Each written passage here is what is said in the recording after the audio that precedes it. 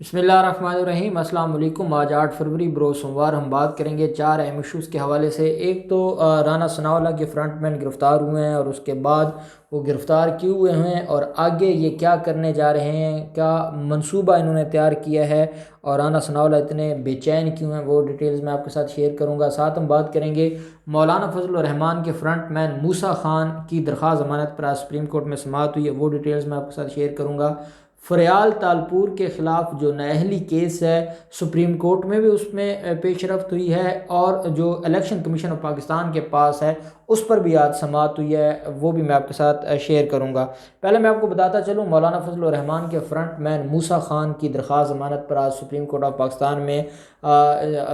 जो समाअत हुई है। ये मामला है मूसा खान जिनका बेटा पर्सनल सेक्रेटरी है मौलाना फजल रहमान का, और मूसा खान के ख़िलाफ़ जो एलिगेशन है कि आमदन से ज़्यादा असासाजात बनाने में ये मुलव्वस हैं, और साथ इनके ख़िलाफ़ एलिगेशन है कि ये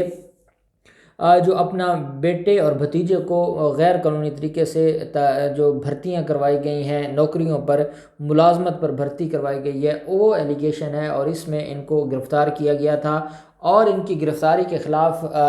जब पेशावर हाई कोर्ट में दरख्वास्त ज़मानत फ़ाइल की गई थी तो पेशावर हाई कोर्ट के 2 रुकनी बेंच ने दरख्वास्त ज़मानत खारिज कर दी थी और उनका ये कहना था कि आपकी दरख्वास्त ज़मानत नहीं बनती, आपके ख़िलाफ़ काफ़ी मटीरियल मौजूद है और आपके ख़िलाफ़ काफ़ी इंक्रिमिनेटिंग मटीरियल है, इसलिए आपकी ज़मानत नहीं बनती, और वो ज़मानत खारिज हो गई थी। हालांकि वहाँ पर भी मौलाना फजल रहमान ने जो चोटी के वकला थे उनको हायर किया था, लेकिन उसके बावजूद मूसा खान की ज़मानत ना हो सकी थी। अब मूसा खान 2 तरह से उसका लिंक है मौलाना फजल रहमान के साथ। एक तो वो JUIF के पहाड़पुर तहसील के वो सदर हैं, अमीर हैं। दूसरा ये है कि वो बाप हैं, जो मौलाना फजल रहमान के पर्सनल सेक्रेटरी हैं उनके वो बाप हैं। तीसरा इनके खिलाफ एलिगेशन ये है कि जब नैब ने इंक्वायरी शुरू की थी तो उस इंक्वायरी में जो मौलाना फजल रहमान के ख़िलाफ़ इंक्वायरी थी तो जिन फ्रंट मैनों का जिक्र आया था कि उनके नाम पर मौलाना फजल रहमान ने प्रॉपर्टीज़ करवाई हैं, उनमें मूसा खान का भी जिक्र है और मूसा खान को उस ज़िम्मन में और उसी इंक्वायरी में गिरफ़्तार किया गया था। आज उनको रिप्रेजेंट कर रहे थे कामरान मुर्तज़ा साहब, जो कि वकील थे मूसा खान के, और कामरान मुर्तज़ा एडवोकेट साहब जो आज जमीयत उलमा इस्लाम फ़े और मौलाना की तरफ से जो सुप्रीम कोर्ट ऑफ पाकिस्तान में सेनेट ऑर्डिनेंस के ख़िलाफ़ दरख्वास्त फ़ाइल की गई है उसमें भी वही वकील थे। आप ख़ुद अंदाज़ा लगा सकते हैं कि मौलाना फजल रहमान मूसा खान की ज़मानत करवाने में कितने संजीदा हैं और कितने कॉन्शियस हैं।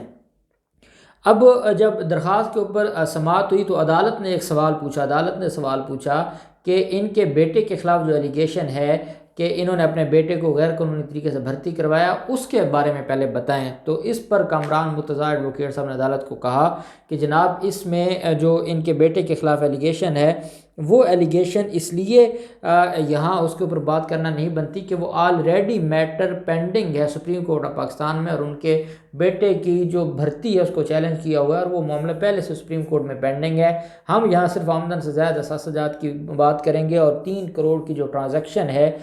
जो जिसके बारे में मूसा खान की वो उसको मशकूक ट्रांजैक्शन नैब कहती है, हमारा सारा जो मुअम्मा है वो वही है। तो अदालत ने मूसा खान के वकील के आर्गूमेंट सुनते हुए नैब को नोटिस जारी कर दिए, नैब से जवाब तलब कर लिया और गैर मुअय्यना मुद्दत के लिए जो दरख्वास्त ज़मानत है उसकी समाअत को मुलतवी कर दिया है। दूसरी तरफ नाअहली केस फ़रियाल तालपुर के ख़िलाफ़ नाअहली केस में बड़ी अहम पेशरफ्त हुई। एक तो सुप्रीम कोर्ट ऑफ पाकिस्तान में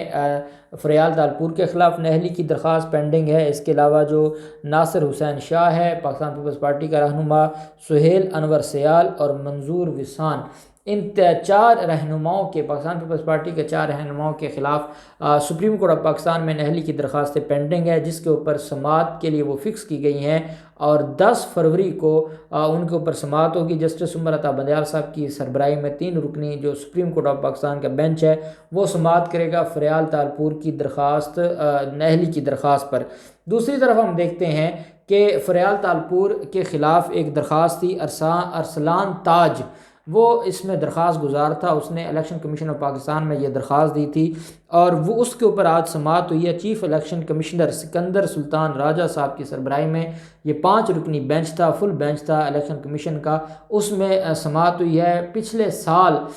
جو ارسلان تاج ہے، ان کی جو درخواست تھی فریال تالپور کی نہلی کے حوالے سے، وہ عدم پیروی خارج ہو گئی تھی، اور اس میں جس دن کیس لگا تھا اس دن جو درخواست گزار تھے وہ یا ان کے وکیل پیش نہیں ہوئے تھے، اور وہ عدم پیروی خارج ہو گیا تھا۔ بعد میں انہوں نے درخواست دے کر ان کو بحال کروا لیا۔ فریال تالپور نے درخواست دی تھی کہ جو عدم پیروی خارج ہوا تھا وہ خارج ہی رہنا چاہیے اور اس کو بحال نہیں ہونا چاہیے، اور ارسلان تاج کو یہ ریلیف نہیں ملنا چاہیے کہ وہ بعد میں اس کیس کو بحال کروا سکیں۔ تو فریال تالپور نے ریٹن درخواست دی تھی، اور وہ ریٹن درخواست آج خارج کر دی گئی ہے، اور فریال تالپور کا کہ یہ جو درخواست تھی کہ ان کا جو ان کے خلاف درخواست ہے یا ان کے خلاف جو پٹیشن ہے الیکشن کمیشن پاکستان میں، وہ عدم پیروی خارج ہی رہے، وہ درخواست آج خارج کر دی گئی ہے، اور اب جو فریال تالپور کی نہلی کا کیس ہے وہ بحال ہی رہے گا، اور 22 مارچ کے لیے اس کی جو سماعت ہے اس کو ملتوی کیا ہے الیکشن کمیشن آف پاکستان نے۔ 22 مارچ کو اس کیس کے اوپر آرگومنٹس کے لیے طلب کر لیے وکلاء کو، ارسلان تاج جو درخواست گزار ہیں ان کے وکیل کو بھی، اور جو فریال تالپور ہیں ان کے وکیل کو بھی طلب کر لیا گیا ہے، اور ان کے خلاف اب کارروائی مزید آگے چلے گی، اور یہ معاملہ آگے دور تلک جائے گا۔ اور اس کیس میں فریال تالپور کے خلاف کافی ثبوت ہیں، انہوں نے غیر ملکی اقامہ بھی چھپایا، اور جو ان کے اثاثے تھے وہ بھی چھپائے۔ یہ 2 ایلیگیشنز ہیں، غیر ملکی اقامہ اور اثاثے، اور اس بابت اب جو 22 مارچ کو یہاں پر سماعت ہوگی، اور 10 فروری کو سپریم کورٹ آف پاکستان میں سماعت ہوگی، اور پھر دیکھا جائے گا کہ فریال تالپور نااہل ہوتی ہیں یا نہیں ہوتی۔ فریال تالپور پہلے جو جعلی بینک اکاؤنٹس کیس ہے اس میں بھی وہ ملزمہ ہیں، اور ان کو ضمانت دی گئی تھی۔ جو ان کا کوئی بچہ ہے، بیٹا ہے، وہ ڈسیبل ہے، اور ڈسیبل ہونے کی بنیاد پر کہ ماں نے اس کی دیکھ بھال کرنی ہے، اس بنیاد پر فریال تالپور کی درخواست ضمانت اسلام آباد ہائی کورٹ نے منظور کی تھی، لیکن ان کے خلاف کیس پینڈنگ ہے جس میں اب ایویڈنس ہو رہی ہے۔ ساتھ ہم اب بات کرتے ہیں رانا ثناءاللہ کے فرنٹ مین اور رانا ثناءاللہ کے خاص آدمی اور پاکستان کسان اتحاد کے مرکزی چیئرمین چودھری انور کو گرفتار کر لیا گیا ہے، اور ان کے خلاف ایلیگیشن تھا کہ اوورسیز پاکستانی کی رقم ہڑپ کی ہے اور امانت میں خیانت کی ہے، اور دھمکیاں دینے کے الزام میں وہ ملوث تھے۔ اب یہ پاکستان کسان اتحاد کے چیئرمین ہیں۔ بدقسمتی یہ ہے کہ ہمارے ملک میں ہر جو کوئی بھی یونین ہے، کوئی بھی ڈپارٹمنٹ ہے، اس میں جو بھی اس کمیونٹی کی فلاح و بہبود کے لیے جو یونینز بنائی جاتی ہیں، جیسے ایسوسیشنز ہوتی ہیں، تو وہ اب مافیا کا حصہ بن چکی ہیں۔ ہم اگر بار ایسوسیشنز کی بات کرتے ہیں وکلاء کی، وہ بھی مافیا کا وہ مافیا کو ریپریزنٹ کرتی ہیں۔ ہم ڈاکٹرز ایسوسیشنز کی بات کرتے ہیں، وہاں بھی مافیاز آ گئے ہیں۔ ہم انجینئرنگ کونسل میں جاتے ہیں، وہاں بھی مافیاز آ گئے ہیں۔ اب پاکستان اتحاد جو کسان ہے، پاکستان کسان اتحاد کے جو چیئرمین ہیں، اب کسان اتحاد کے چیئرمین بھی وہ مافیا کا حصہ ہیں۔ وہ کوئی کسانوں کے لیے نہیں، کوئی ان کے دل میں درد دل، یہ مسلم لیگ نون نے ہر جگہ اپنے لوگوں کو رکھا تھا۔ جو بھی کوئی یونین بنتی تھی تو اس میں اس کا سربراہ پیسے لگا کے سربراہ اپنا بنواتے تھے، تاکہ پھر اس پوری کمیونٹی کو اپنے مقصد کے لیے یہ استعمال کرتے ہیں۔ اب یہ جو چودھری انور ہے، یہ خاص آدمی ہے اور بڑا قریبی دوست ہے رانا ثناءاللہ کے، اور یہ کسان اتحاد کا چیئرمین بھی ہے۔ 2 ماہ پہلے انہوں نے دھرنا بھی دیا تھا، اور جب دھرنا دیا تھا تو وہاں ایک رہنما کی ڈیتھ ہو گئی تھی،